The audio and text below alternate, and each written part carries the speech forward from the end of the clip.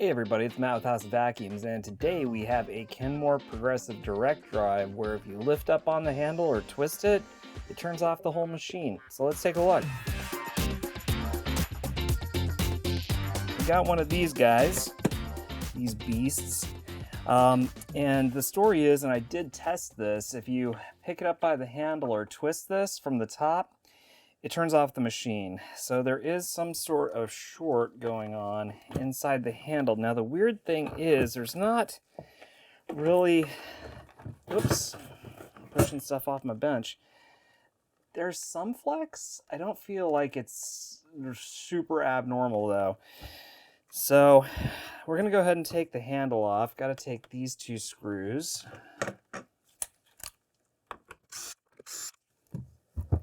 I don't know if there's any screws here on the back. There is.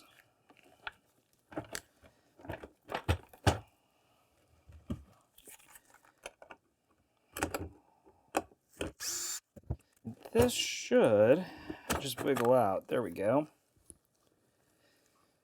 And apparently I didn't need to take those other two front screws out. Oh well. So what we've got here is a little pin connector. It's this is pretty simple. Just two pins, power in and out. So the first thing that I would look for on these is whether or not there's any kind of burning or charring on those, and there does not appear to be. They both are in very good condition, so I don't feel like they've been shorting or arcing at any point. Down inside here, the actual where the pins, the receiver for the pins, that looks good too. So that's a little troublesome. I was hoping that it would be that connection, but even when I unscrewed it, the connection felt pretty good.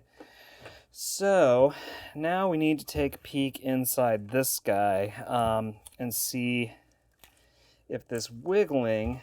First thing I'm going to do, I'm going to see if this was loose. A little bit, about 1/8 of a turn, 1/16 of a turn, 16th, 16th. Yeah. There's still a fair bit of flex. Now, there is some wear here on this pad, so I'm wondering if it's accidentally, you know, when you twist it, if it's accidentally triggering the off button. So what we're gonna do, I'm gonna take this guy apart. All right, and this should now just pull apart. There we go. All right. So we've got all of these pads here. Let me ground myself. There we go. So all these pads here are the buttons. So got that. There's a little bit of wiggle where it's at, but not up and down.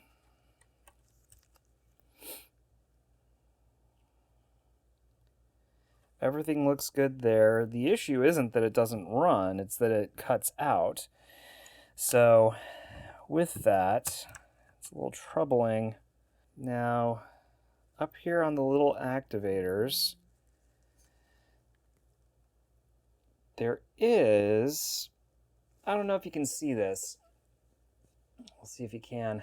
On that little pad that bumps up against the switch, there's a little bit of plastic flashing.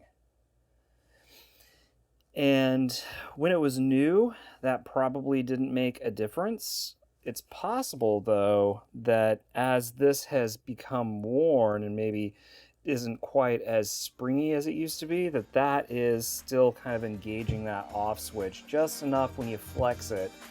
So right now I'm just kind of shooting guesses in the wind here just to see, but I'm going to take off that flashing here.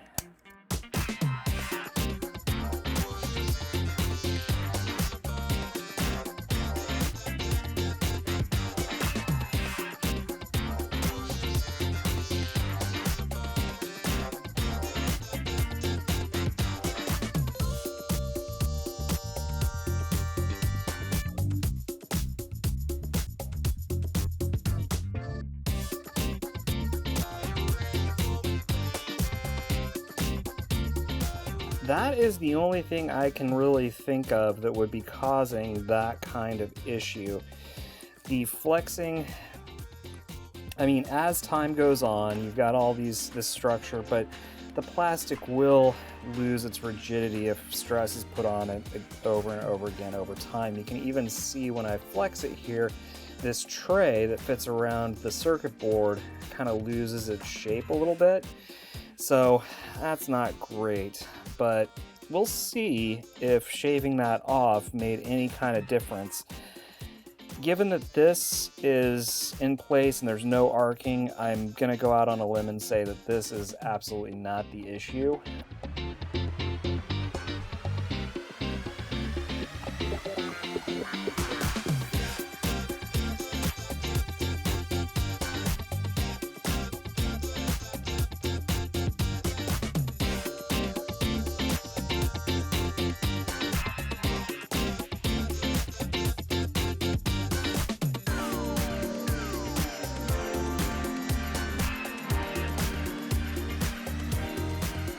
That actually feels better. I'm not feeling as much flex. Maybe it was just loose enough here at the top.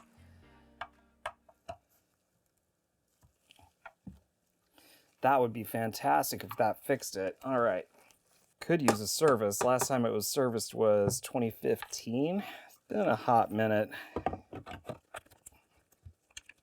gonna do my hand so I can feel this out. All right, that is good and tight as well. I'm gonna put these screws back in that I did not need to remove.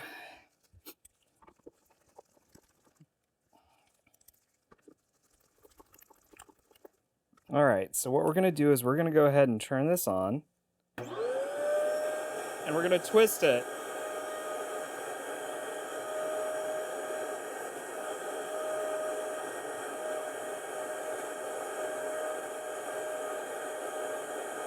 Now we're gonna lift.